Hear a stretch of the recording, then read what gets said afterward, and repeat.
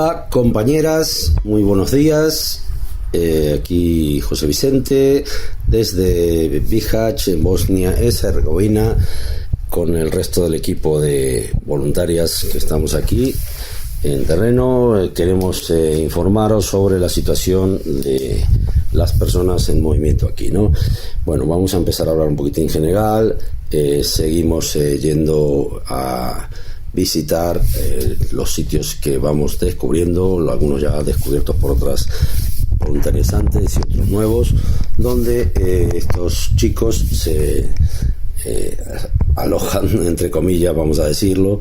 Son realmente sitios terribles, fábricas abandonadas, en la jungle, lo que le llaman aquí es un descampados con árboles, donde los chicos intentan buscar cobijo con con las tiendas que tienen, y seguimos visitándolos y seguimos haciendo los repartos de comida dentro de nuestras posibilidades económicas y además dentro de nuestras posibilidades técnicas, porque la situación, pues en ese sentido, sigue siendo un tanto complicada. Aunque esta semana la persecución policial y la persecución de aquellos vecinos que no le gustan que ayudemos a los chicos ha disminuido un poco, entonces pues hemos estado haciendo las cosas con un poco más de libertad, o digamos de menos presión. Entonces seguimos localizando nuevas personas que nos van contactando a través de nuestro profile de Facebook que hemos creado, y les vamos intentando proporcionar alimentos, arroz, una cesta básica que llevamos de verduras, de arroz, de harina, aceite, tomate, pasta, para que tengan, para poder realizar tener una alimentación mejor, ¿no? Además, hemos ido al campamento de Lipa también a seguir investigando cuál es la situación allí. La situación parece mejorar un poquito, pero claro, estos son todo parches y tiritas, ¿no? Parece mejorar un poquito porque la nueva directora del campamento pues ha abierto las puertas, no al 100%, pero para los chicos que estaban viviendo fuera del campamento. Recordamos que la policía normalmente suele coger a los chicos que están aquí en la factory o en algunos sitios aquí en Bihać y los suele llevar a este sitio, que es el campamento Lipa, que está en las afueras, en una zona con bastante altitud, donde hace mucho frío. Anteriormente los chicos, muchos de los que no tenían tarjeta para entrar al campamento, se tenían que quedar a dormir fuera, pero ahora la nueva directora les ha autorizado a dormir dentro del campamento y a disponer de las comodidades del campamento. Comodidades hablo, es broma, como son pues la entrega de alimentos, la comida y la entrega de cosas, mantas y ello. Entonces, pues la situación ha mejorado un poquito, pero no sabemos lo que va a durar, claro. Volvemos a insistir siempre lo mismo. Estamos en invierno, viene fuerte, ese campamento es inviable, consideramos en invierno. Los rumores son que van a cerrarlo y van a movilizar nuevamente toda esa gente al campamento de Vira, que es un campamento que está aquí en la ciudad de Bihać, y que es un campamento que es una fábrica que está bien, es una fábrica en desuso, perdón, pero que no está abandonada, y donde se había instalado, donde está instalada la cocina para cocinar para toda la gente y todo, ¿no? Entonces, parece ser que el plan es que cuando venga el invierno lo van a trasladar todo nuevamente aquí. Bueno, en otra dirección, vamos a seguir con el que voy a contar un poco el tema de las familias.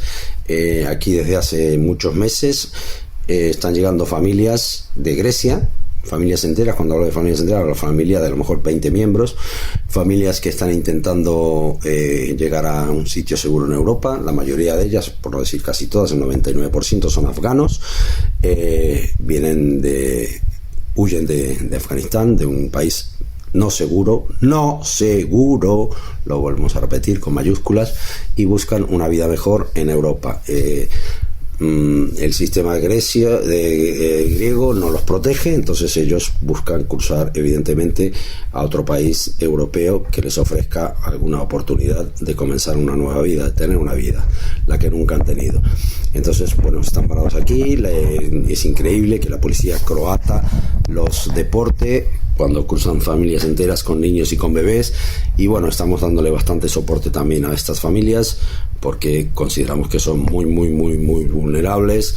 Le damos, pues llevamos comida, ropa.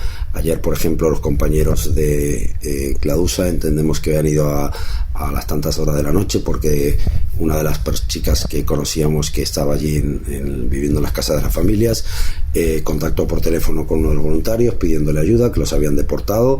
Entonces fueron a llevarle ropa, mantas, tiendas, para que pudiesen hacer pernoctar en una casa abandonada que parece ser que encontraron, y poder así de intentar descansar un poco después de la caminata del día anterior y de la deportación, y poder recuperar fuerzas para volver nuevamente a la zona donde están la mayoría de las familias, que también son casas abandonadas, y poder descansar unos días ahí para nuevamente intentar el game, me imagino, ¿no?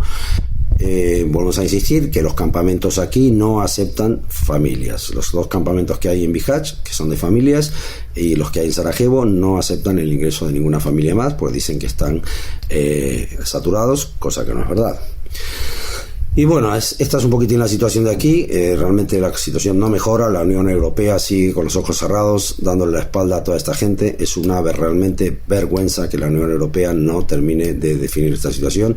El invierno viene y esto no para. Aquí seguiremos trabajando, colaborando, compartiendo, como queráis llamarlo. Para mí es compartiendo la vida con estas personas que, insistimos una vez más, solo buscan vivir. Un abrazo y hasta la semana que viene.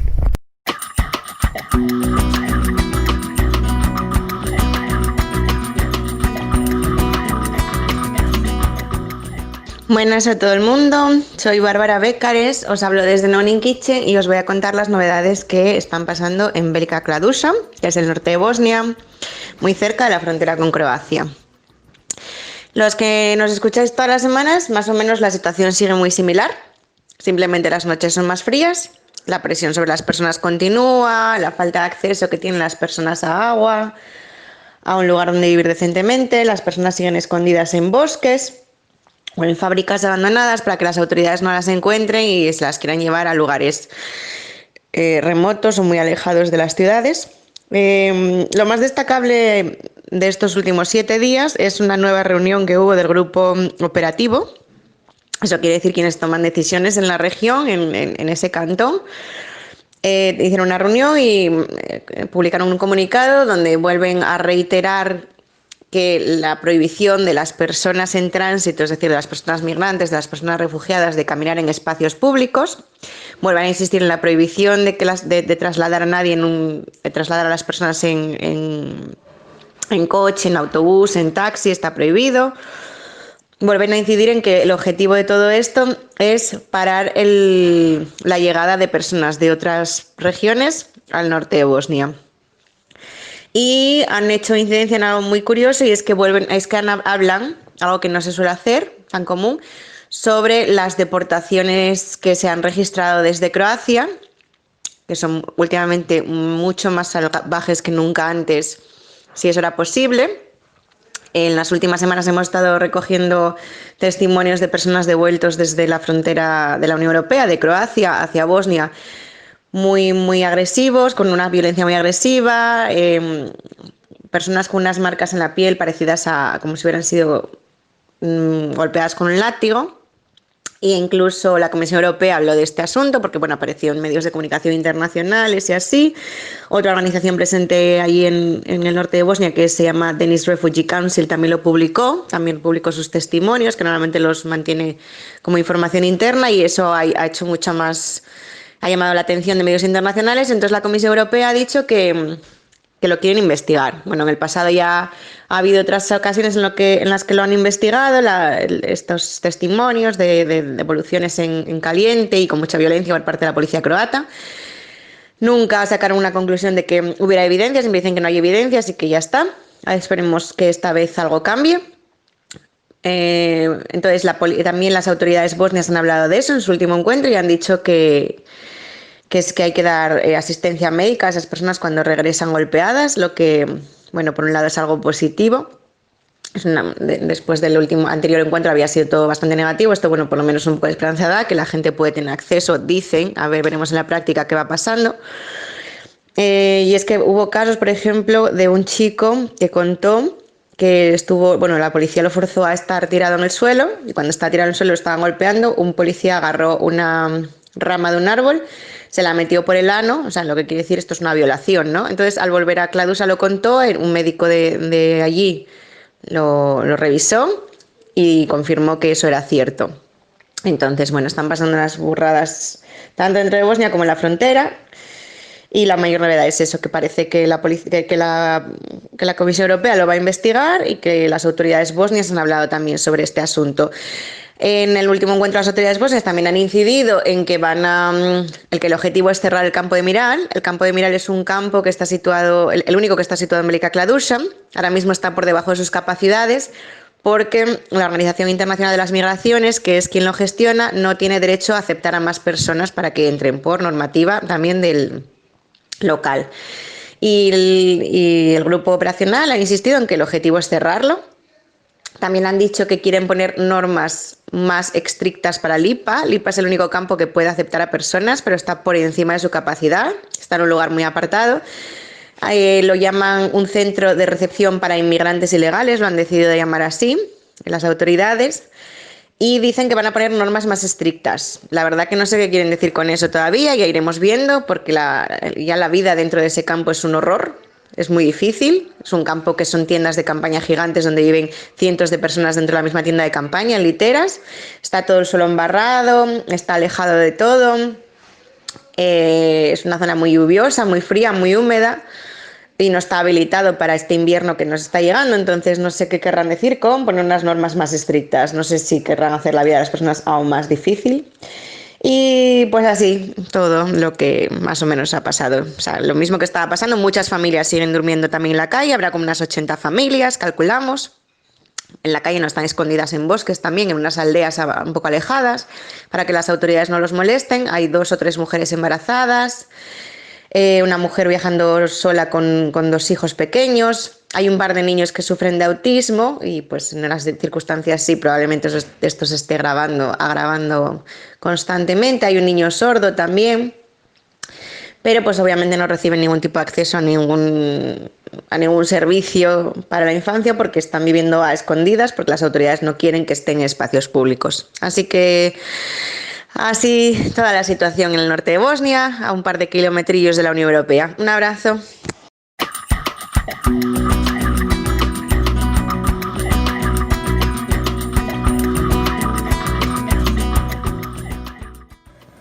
Buenas, desde Melilla, soy Ana, voluntaria de Solidary Wheels y Non-Name Kitchen. Esta semana os contaré la situación de las niñas menores de edad que llegan solas en Melilla. Cada vez son más las que se aventuran a migrar solas, sin ningún referente adulto. Cuando llegan a Melilla, son trasladadas a Gota de Leche, que es el centro especializado en niñas y los niños más pequeños o los más vulnerables. En el centro comparten espacio con 80 menores más. Esto, sumado a los pocos recursos que se destinan a este centro, hace que los profesionales no puedan atender con la atención que requiere las necesidades de estas niñas. Como sucede con cualquier joven, al cumplir los 18 años de edad, estas jóvenes se ven obligadas a salir de los centros de menores y quedan en situación de calle, en la mayoría de ocasiones sin documentación en regla, por lo tanto sin acceso a atención sanitaria, a educación o a una forma de sustento legal. La falta de permiso de trabajo, sumado al racismo institucional, les obliga a convertirse de repente en adultas sin más red de apoyo que las propias amigas y compañeras que se encuentran en la misma situación. ¿Qué opciones de vida les quedan en este momento? Pues no hay un gran margen de elección. Realizar trabajos domésticos precarios, prostituirse, ya sea en solitario o en redes de explotación sexual, o terminar por acceder a matrimonios indirectamente forzosos, ya que muchas acaban por deducir que solo casándose podrán conseguir los papeles y podrán ser legales en España. La angustia de estas chicas por lograr una situación regular en el país es constante. Tengamos en cuenta que tener documentación en regla se traduce en existir y, por lo tanto, en que pueden ser denunciables los abusos de los que son víctimas habituales, en todo tipo de contextos. Recordemos que solo con una documentación en regla es posible poder trabajar de manera legal y, sobre todo, controlada, sin asumir con total desprotección situaciones de vulneración de los derechos humanos. No podemos olvidar que solo por el hecho de ser mujeres ya son víctimas de una gran vulnerabilidad. Si sumamos que son migradas, sin documentación y sin familiares, estas jóvenes se encuentran muy expuestas a cualquier tipo de violencia. Como sociedad deberíamos protegerlas y facilitarles desde Melilla el traslado a la península, donde hay muchos más recursos para atenderlas como se merecen. Otra semana más, muchas gracias por vuestra atención. Hasta luego.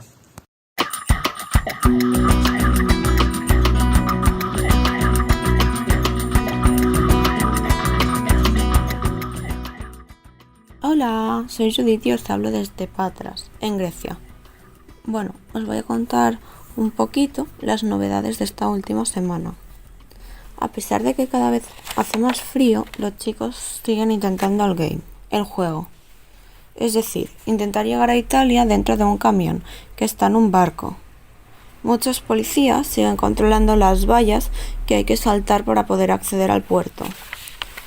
En las fábricas abandonadas que hay cerca del puerto de Patras continúan llegando chicos y ahora habrá más o menos unas 200 personas en las 3 fábricas. Esta semana varios chicos de las fábricas han conseguido el game y han llegado a Italia. Esperemos que estén bien. A pesar de ello, muchos otros deciden dejar Patras y dirigirse hacia Atenas para intentar la difícil ruta balcánica. Desde No Name Kitchen hemos recogido varios testimonios de pushbacks, es decir, devoluciones en caliente, hechas de manera violenta y sobre todo de manera ilegal. La buena noticia es que gracias a una súper generosa donación pudimos instalar una cocina en una de las fábricas, ya que la que ellos tenían estaba oxidada y apenas funcionaba. En el día a día desde No Name Kitchen hemos estado repartiendo comida, productos de higiene y sobre todo mantas. Y también hemos estado teniendo agradables conversaciones y pasando muy buenos ratos con los chicos. Esto es todo por esta semana. Gracias por escucharnos y que paséis un muy buen día.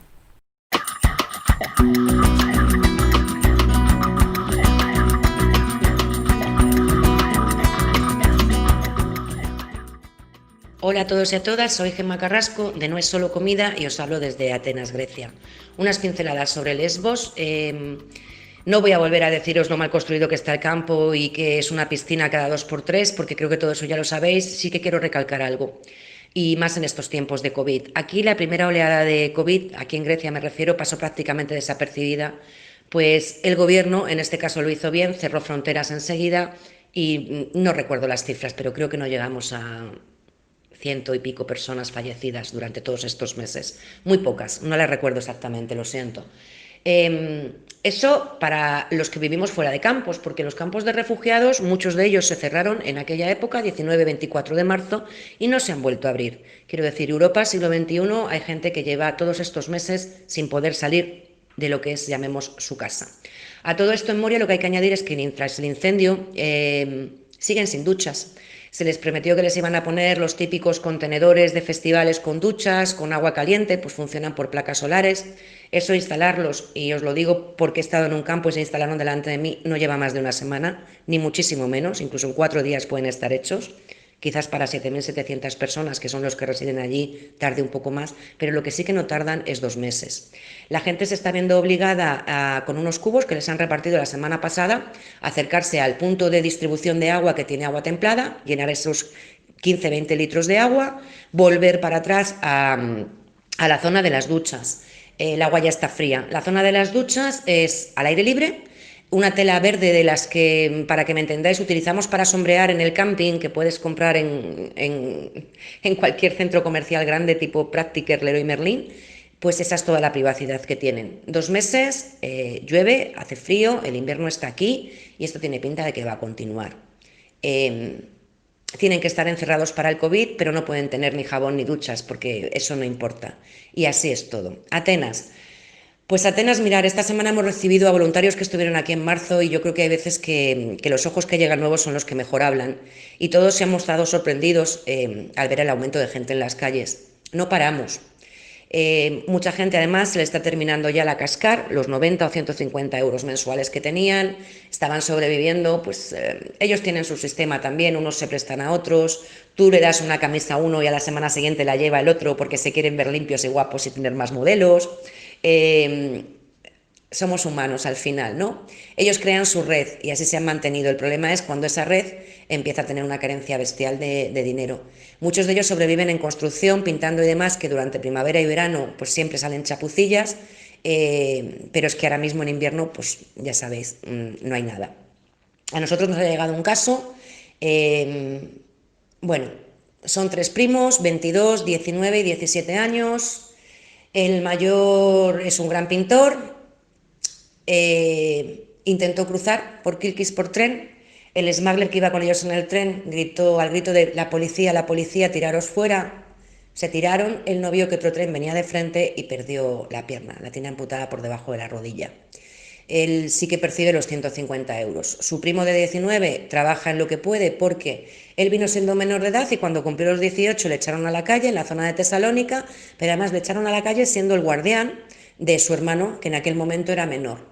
Con lo cual son 3 personas que están recibiendo 240 euros y el alquiler del piso más las facturas, pues les sale unos 400. ¿Qué nos pasa? Lo de siempre. ¿Hay pisos más económicos? Sí, sin muebles, que con nuestra ayuda se podrían ir equipando de más, pero que normalmente cuesta muchísimo que alquilen a refugiados, porque no tienen un ingreso. Entonces estos chavales, pues este mes ya no tienen con qué pagar ese piso. Estamos trabajando con ellos, estamos viendo cómo podemos hacer que este chico siga pintando, porque también, pues bueno, a través de los voluntarios y demás va vendiendo sus cuadros y es un ingreso para esta unidad familiar muy importante y vamos a ver cómo les podemos echar una mano. Lo más curioso del caso es que se hizo un crowdfunding para que se le comprara una prótesis de pierna con $7.000 que se ha conseguido y ahora empezaremos también a buscar médicos y demás aquí para que les tomen las medidas. Y aquí sí quiero recalcar la labor que ejercen los voluntarios, que está muy bien ese crowdfunding, pero cuando yo les he encontrado dormían en el suelo, no tenían ni una chaqueta, no tenían comida, estaban comiendo, haciéndose pan todos los días con harina, el roti o chapati que le llaman ellos, y buscándose la vida, pues eso, en construcción o en lo que saliera, y dependiendo de que otros les fueran prestando. Entonces, bueno, os hablaré más de ellos, pero como ellos, pues muchos más en esta ciudad. Seguimos, se plantea un invierno muy duro, pero seguimos.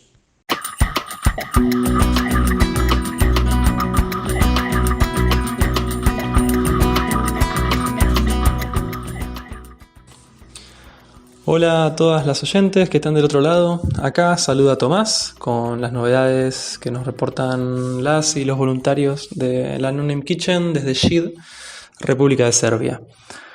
Bueno, se acerca el invierno y las temperaturas bajaron significativamente.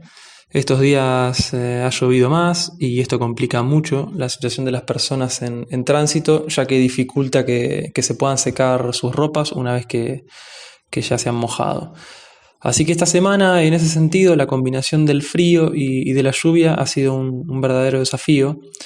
Lamentablemente nos hemos quedado sin mantas y sacos de dormir, por lo que muchos chicos han estado durmiendo muy expuestos a la intemperie, sin posibilidad de calentarse durante la noche o incluso de conciliar el sueño a causa del frío. Para peor, el nuevo escenario de rebrotes del COVID-19 en Europa complicó mucho el poder recibir nuevas donaciones. Así que algunas personas llevan mucho tiempo atrapadas en Serbia y tienen prisa por salir del país antes de que empiece a nevar. Y es por ello que arriesgan todavía más su salud y en consecuencia sufren muchas más lesiones. Pero esto no solamente impacta en lo físico, sino también en la salud mental de las personas. Y bueno, al clima se le suman las duras condiciones de vida, la violencia policial y la discriminación de la población local, lo que hace que cada uno de sus días estén cargados de violencia. Pero más allá de este panorama, también tenemos algunas buenas noticias. Nos hemos organizado para hacer distribuciones más duraderas, de forma regular, en todos los lugares a los que vamos y distribuimos. Llevamos comida para que las personas en tránsito puedan cocinarla ellas mismas y se organizan muy bien cuando se trata de cocinar. Y el hecho de que cocinen también para nosotros y para nosotras nos posibilita tomar un papel más activo en el que también dan y participan en todo el proceso. Pasar más tiempo con los chicos nos dio la oportunidad de profundizar nuestra relación con ellos, mientras compartimos chistes, reímos juntos y jugamos a las cartas. Nos permite también trabajar nuestro conocimiento de la lengua pastún que hablan los chicos afganos, mientras aprendemos algunas palabras nuevas e intercambiamos otras en inglés. La parte más importante de esto, que le comentábamos de cocinar y de las distribuciones más extensas en tiempo, es el fuego y sentarse alrededor de él para mantenerse caliente. Ha habido mucho baile en estos encuentros, acompañado por la música que se escucha a través de los altavoces que trajimos, y también se ha cantado mucho. Incluso tuvimos una competencia o una batalla de cantos entre dos chicos que construían letras de sus canciones al ritmo de un tambor que consistía en un recipiente de agua de plástico y que sonaba incluso mejor que los altavoces. Así que bueno, este es un poco el panorama y es todo por esta semana. Será hasta la próxima. Un abrazo a la distancia y fuerte a todos y a todas.